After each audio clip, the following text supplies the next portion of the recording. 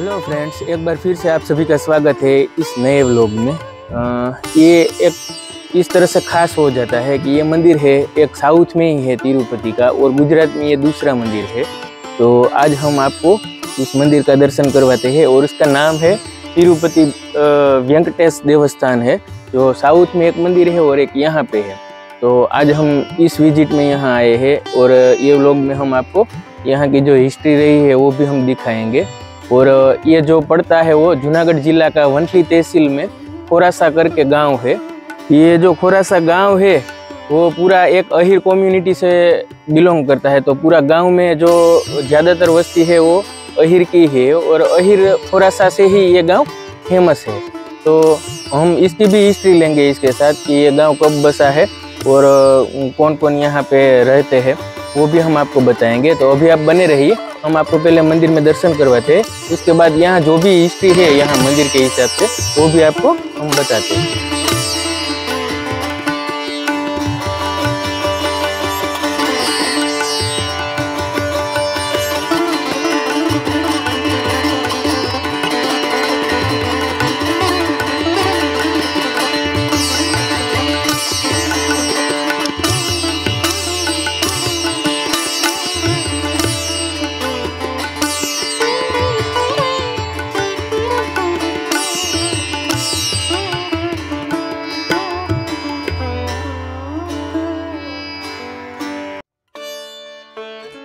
जैसे ही घाट में बना गया है स्टेप वाइज, तो आप इसको भी हम दिखाने की आपको कोशिश करेंगे।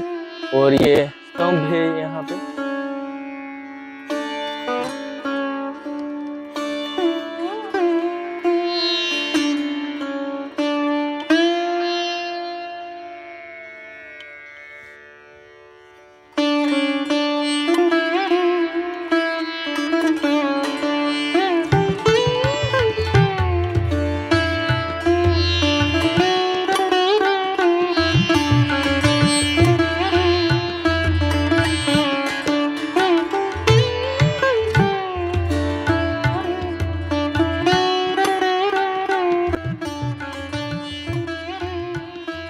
तो अभी हमने वेंकटेश महादेव महाराज के दर्शन किए हैं। और वो आगे जो स्तंभ है उसको क्या बोलते हैं? उसको गरुड़ स्तंभ बोलते हैं। दिव्य देशों में होता है, जहाँ दिव्य देश होता है, आचार्यों ने जहाँ स्तुति की हो भगवान की, उसको दिव्य देश कहते हैं। तो ये दिव्य देश 108 दिव्य देश हैं भारत के अंदर, उसमें से 109वां दिव्य देश है ये है। हाँ, और गरुड़ स्तंभ में गरुड़ जी की स्थापना की हुई है। गरुड़ स्तंभ जब ब्रह्म उत्सव होता है तो उसमें सबसे पहले गरुड़ स्तंभ की पूजा होती है। गरुड़ स्तंभ में ध्वजा चढ़ती है, उसके बाद भगवान का उत्सव प्रारंभ होता है। हाँ, ये दिव्य देशों में मिलता है, सब जगह नहीं मिलता।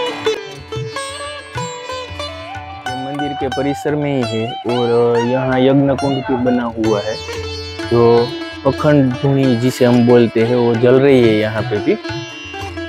और संस्कृत शाला भी यहाँ पे है। रामानुज संप्रदाय से जो भी मंदिर बने हुए हैं उसमें पहले मंदिर के आगे के परिसर में ऐसा गरुड़ स्तंभ से बनाया जाता है, और उसकी पूजा होती है। और इसके जो भी त्योहार होते हैं या कोई भी पूजा अर्चना करने से पहले यहाँ से स्टार्ट होता है। और एक बात ये भी हमने मानी है कि कोई पुरातन लोग होता है, जो बुजुर्ग लोग हैं, वो ये मंदिर के पूरे परिक्रमा नहीं कर सकते हैं, वो लोग ये स्तंभ की परिक्रमा करते हैं और वो उसको अपनी मनोकामना से पूर्ण कर सकते हैं। तो इस तरह से ये इस हिसाब से भी एक अलग पड़ता है, क्योंकि कोई भी बुजुर्ग है वो पूरे मंदिर की परिक्रमा नहीं कर सकते हैं, लेकिन इतना छोटा राउंड करके ये गरुड़ स्तंभ की परिक्रमा तो कर सकते हैं ना। तो इस हिसाब से भी ये कुछ अलग महत्व धराते हैं। के परिसर में यहाँ एक पीपल का पुराना सा पेड़ भी लगा हुआ है, वो भी बीचों बीच है। और बगल में यज्ञशाला है गरुड़ स्तंभ के बगल में, और उसके बगल में है श्री यहाँ का जो गादी होती है पीठ की, वो यहाँ पे ही है। तो उसके भी हम आपको व्यू दिखाते हैं। तो अभी ये वेंकटेश देवस्थान खोरासा तिरुपति में श्री लक्ष्मीनारायण मंदिर के वर्तमान पीठाधीश्वर अनंत श्री विभूषित श्रीमद जगतगुरु स्वामी श्री श्यामनारायणाचार्य जी महाराज जिसकी यहाँ गादी है वहाँ उसके भी हम आपको दर्शन करवाते हैं। और ये रामानुजाचार्य संप्रदाय है वो गुजरात में तो ये एक ही पीठ यहाँ पे है, तो इस हिसाब से भी ये अति पौराणिक हो जाता है। अभी हम ये गादी का दर्शन करते हैं और जो भी श्रद्धालु यहाँ आते हैं वो इस जगह का दंडवत प्रणाम करते हैं। ये जो यहाँ तस्वीर फोटो की हिसाब से लगी हुई है वो यहाँ के गादीपति ही है। ऊपर से और उसके ऊपर परम निवासी पूज्य 108 श्री रघुनाथाचार्य जी स्वामी का भी फोटो लगे हुए है। देवकृष्ण स्वामी इसके बगल में है श्री देवकृष्ण स्वामी है, उसकी भी फोटो लगी हुई है, वो भी 108 है। ये जो आप फोटो देख रहे हैं ये गुजरात के राज्यपाल है नवल किशोर शर्मा, तो चरण पादुका बोलते हैं और गुजराती में तो हम चाकड़ी बोलते हैं।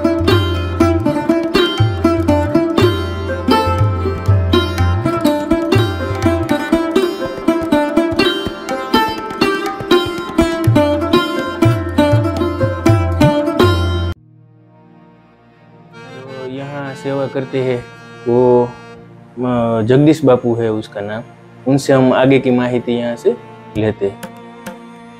ये हमारे यहाँ चैत्र महीने में चैत्र कृष्ण पक्ष सप्तमी से द्वादशी तक हमारे यहाँ भगवान का ब्रह्मोत्सव मनाया जाता है। संवत 1951 चैत्र कृष्ण पक्ष एकादशी को भगवान की प्राण प्रतिष्ठा हुई थी। उसी के भगवान का ब्रह्मोत्सव मनाया जाता है उसी तिथि के दिन। प्रतिवर्ष चैत्र कृष्ण पक्ष सप्तमी को भगवान का पहले यहाँ जो मंदिर के सामने जो गरुड़ स्तंभ है, हमारे संप्रदाय के मुताबिक गरुड़ स्तंभ का बहुत महत्व है। वो गरुड़ स्तंभ के अंदर पहले ध्वजारोहण होगा, इसके बाद मंदिर के ऊपर ध्वजारोहण होता है और विश्वक्सेन नाम के जो गणेश जी हैं उनका वहाँ पर आवाहन होता है। शिव और पार्वती के विवाह के समय जिन गणेश जी का पूजन हुआ था वो विश्वक्सेन नाम के गणेश जी थे। विश्वक्सेन, हाँ जी, उन्हीं का वो स्वरूप वहाँ पर जो है तो माना जाता है और वहाँ पर उनकी पहले पूजा होती है। इसके बाद प्रतिदिन जो है सुबह शाम भगवान एक एक वाहन के अंदर विराजमान होते हैं। पहले हंस वाहन के ऊपर भगवान का दर्शन, ब्रह्मोत्सव, ब्रह्मा जी ने भगवान की प्रसन्नता के लिए जो उत्सव किया उसका नाम ब्रह्मोत्सव। तो ब्रह्मा जी को पहले सबसे पहले सृष्टि के आरंभ में हंस स्वरूप में भगवान ने दर्शन दिया। इस वाहन के ऊपर भगवान का दर्शन करने के समय वो भाव करना चाहिए कि ब्रह्मा जी को जैसे आपने हंस स्वरूप में दर्शन दिया था, हम आज उसी स्वरूप का आप दर्शन कर रहे हैं। और दूसरी बात ये है, इसकी फलश्रुति क्या है कि हंस जो है तो सात्विकता का प्रतीक है। तो भगवान का इस वाहन के अंदर दर्शन करने से भक्तों के अंदर सात्विक गुणों का जो है तो विकास होता है। हाँ जी, विज्ञान भी है इसके साथ में। आचार्यों ने जो भी उत्सव के अंदर जो वाहन है उनके साथ में विज्ञान भी रखा है। फिर इसके बाद में चंद्र वाहन आता है, सूर्य वाहन। ये जो चंद्र वाहन इसको ये फोल्डिंग है, इसको निकाल लेते हैं, इसमें सूर्य प्रभा फिट हो जाती है। सूर्य वाहन जो है उसके अंदर भगवान सूर्यनारायण जो है तो प्रत्यक्ष देवता है। और गृहस्थाश्रम में सूर्य जिनका प्रबल होता है उन्हीं का गृहस्थाश्रम जो है तो बराबर चलता है। इसलिए हम सब जगत के जीव जितने भी हैं, संसारी लोग हैं, तो हम हम गृहस्थी हैं सब, इसलिए हमारा गृहस्थाश्रम बराबर चले, वो फलश्रुति है। सूर्य के दोष जो है तो समाप्त होते हैं भगवान का इस वाहन में दर्शन करने। इसी प्रकार शाम को चंद्र वाहन होता है, सुबह सूर्य वाहन, शाम को चंद्र वाहन अष्टमी के दिन। तो जब चंद्र वाहन है, चंद्र का जो दोष है वो समाप्त होता है, मानसिक शांति का अनुभव होता है और शीतलता का प्रतीक। चंद्र शीतलता का प्रतीक है। तो भगवान का इसमें दर्शन करने से हम सब संसार की अनेक विध समस्याओं से संतप्त रहते हैं, ऐसे जीवों को भगवान शीतलता प्रदान करते हैं और चंद्रमा के दोष समाप्त होते हैं। इसी प्रकार से भगवान जो नवमी के दिन कल्प वृक्ष के अंदर भगवान विराजित होते हैं और ये कल्प वृक्ष कहा जाता कदम। कदम पर जो भगवान ने चीरहरण का जो प्रसंग है भागवत जी में, चीर मतलब कोई वस्त्र का हरण भगवान ने नहीं किया, ये माया रूपी जो आवरण है, जब तक माया को भगवान नहीं खींचेंगे तब तक हमें परमात्मा का या ब्रह्म स्वरूप का ज्ञान नहीं होगा। कल्प वृक्ष में भगवान का दर्शन करते समय वही भाव करना चाहिए, जिस प्रकार से प्रभु आपने गोपिकाओं का चिरहरण किया था, इसी प्रकार से हमारा भी माया रूपी आवरण उसका आप हरण कीजिए और हमें आपके शाश्वत स्वरूप का दर्शन करवाइए। और दूसरी बात यह है कि कल्प वृक्ष इसलिए कहा जाता है कि भगवान इस वाहन पर जब विराजित होते हैं, समय आप जो भी भगवान से इच्छा करेंगे वो इच्छा की पूर्ति खाते हैं, ऐसा आचार्यों का मानना है। आचार्यों से ऐसा हमने सुना है, इसकी फलश्रुति ये। इसके बाद में दशमी के दिन भगवान जो है तो ये गरुड़ वाहन है, गरुड़ वाहन के अंदर विराजित होकर के गजेंद्र मोक्ष का जो प्रसंग है कि हाथी अधम पशुओं में अधम में अधो शक्ति का प्रतीक है, अधम बताया गया, आलसी है। अच्छा, हाँ, और मोटा है। हाँ जी। तो उस हिसाब से उसको अधम कहा गया, अधम का। लेकिन हाथी जैसा अधम पशु अगर भगवान को पुकार करे और भगवान आते हैं उनके रक्षा के लिए, तो मनुष्य अगर भगवान को पुकारे तो क्यों नहीं आएंगे। इसलिए वो कि हमें भगवान को पुकारने की जरूरत है।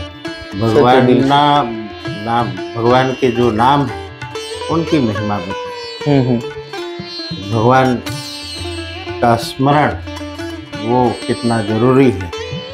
तो वही है शरणागति।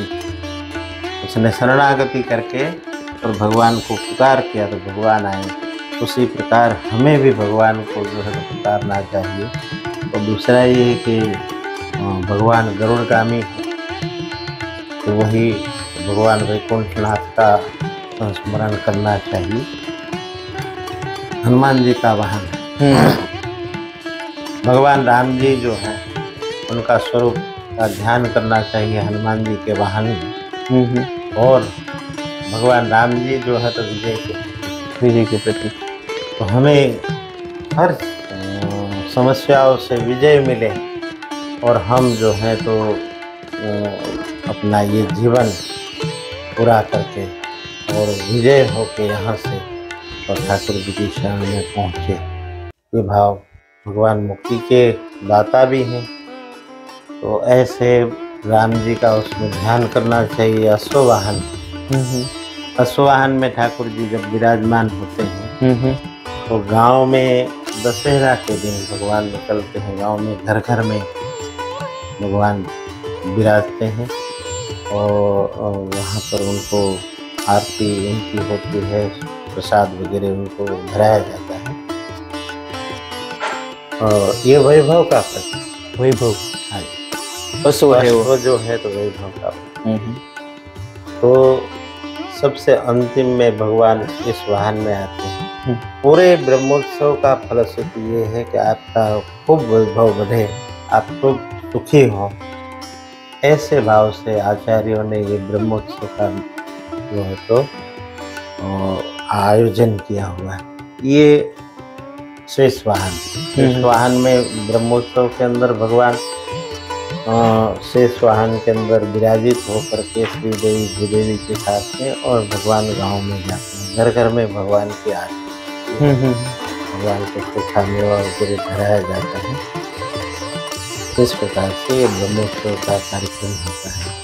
तो हमें ये सब सनातन के हिसाब से भगवान के अलग अलग जो भी वाहन रहे हैं वो तिथि के हिसाब से स्वामी जी ने हमको बताया कि इस तिथि को ये वाहन पे भगवान विराजमान होते हैं, इसके बाद ये वाहन पे विराजमान होते हैं। गरुड़ से लेके आपने अश्व तक का जो तिथि के हिसाब से भगवान जो विराजमान रहते हैं वो आपने बताया। बहुत अच्छा लगा ये दर्शन करके। भगवान की रथ यात्रा है, क्योंकि भगवान का रथ बाहर है। वो भगवान की रथ यात्रा जो है तो एकादशी के दिन भगवान का यहाँ पर प्राण प्रतिष्ठा हुई थी। तो उसी उपलक्ष्य में आचार्यों ने एकादशी पर कौन से मास की? चैत्र मास की। कृष्ण पक्ष में चैत्र महीने का कृष्ण पक्ष होता है। हाँ, महाप्रभु जी की जयंती कहलाती है। उसी दिन महाप्रभु जी का प्रागट्य हुआ था, वल्लभाचार्य जी का। तो उस दिन भगवान का रथ यात्रा होती है और मेला लगता है। वो स्थल भी हम आपको दिखाएंगे क्योंकि वो गांव के बाहर पड़ता है और यहाँ से जो रथ यात्रा सज के निकलती है पूरी, और यहाँ पूरे गांव में से जाके आगे जो ये जगह है वो मंदिर की ही जगह है, वहाँ पे जाती है ना ये रथ यात्रा। हाँ, बगीचा है भगवान का, उपवन है, गोपाल उपवन नाम है। हमारे प्रथम स्वामी जी गोपालाचार्य जी हुए, उनके नाम से उस बाग का नाम हमने गोपाल बोलते हैं, गोपाल उपवन। तो ये जो रथ यात्रा है वो वहाँ तक जाती है और पूरा महोत्सव होता है। 3 दिन का मेला भी लगता है यहाँ, तो बहुत ही खास हो जाता है उस टाइम पे। और यहाँ बहुत भीड़ रहती है उस दिन। और ये रथ यात्रा ना पूरे रथ में जाके भगवान को ये रथ पे विराजमान करके वहां तक ले जाते हैं। सौराष्ट्र के जो ये जो लोक मेला बोलते हैं उसके अंतर्गत इसका समावेश होता है। और यहाँ पर उस समय में बहुत भीड़ लगती है और सबके समुचित प्रसाद वगैरह की व्यवस्था भी। और कौन कौन से त्योहार पे यहाँ कोई खास प्रसंग फंक्शन होता है कुछ मंदिर के? जन्माष्टमी के दूसरे दिन यहाँ नंद महोत्सव जो मनाया जाता है, वो पूरे भारत में ऐसा नंद महोत्सव कहीं नहीं मनाया जाता जैसा यहाँ मनाया जाता है। द्वारिका में भी नहीं, भले भगवान की कर्म भूमि है, लेकिन वो जो नंद उत्सव यहाँ हम लोग मनाते हैं ऐसा कहीं नहीं मनाया जाता। वर्षों पहले, आज से 60-70 साल पूर्व वृंदावन में मनाया जाता था ऐसा नंदोत्सव।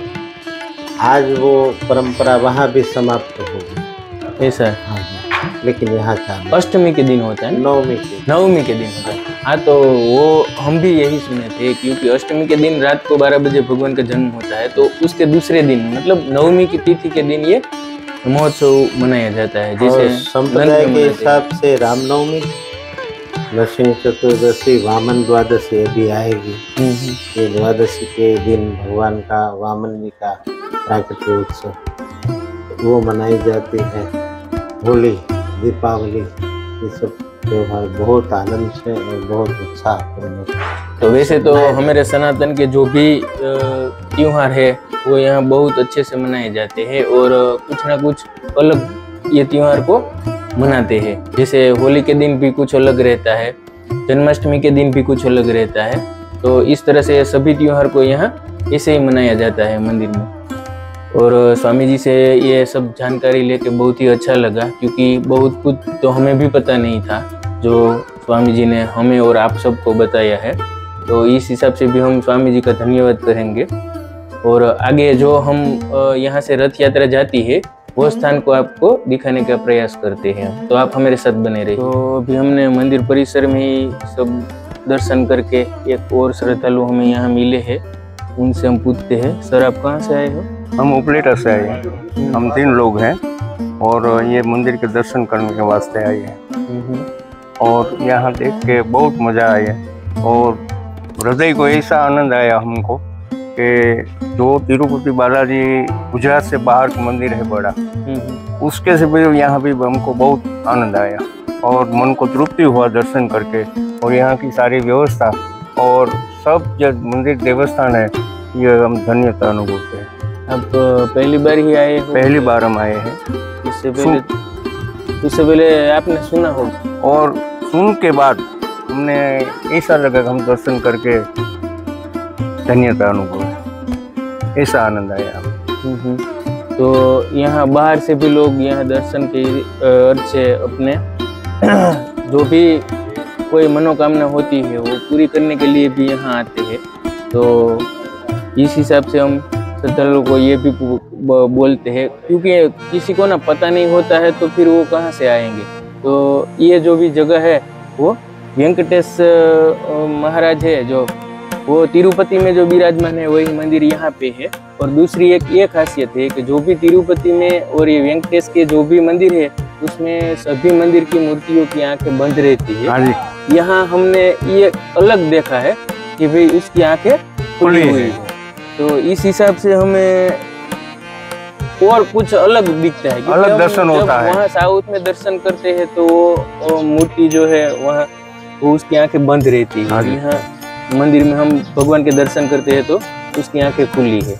बहुत दर्शन यहाँ होते हैं ना, जो तिरुपति बालाजी बाहर है गुजरात के बाहर, यहाँ वहाँ हम गए हैं एक दिन, लेकिन यहाँ जब हमने दर्शन किया और जो आप बोलते हैं कि आँख खुली रहती है, जो दर्शन करे और बहुत अच्छा लगा। ये उससे थोड़ा अलग पड़ता है, अलग पड़ता है वहाँ से। ओके, आपको मिलके बहुत अच्छा लगा। हाँ, थैंक यू। जय श्रीमन। जय श्रीमन।